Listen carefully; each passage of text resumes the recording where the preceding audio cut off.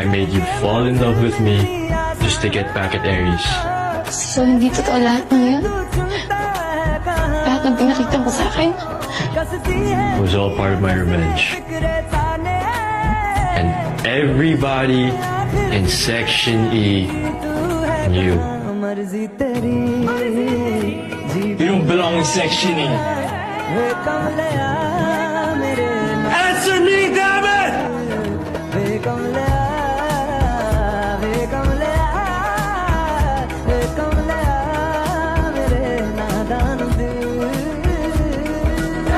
Sabi ko, wala nang iba pang makakasakit sa akin.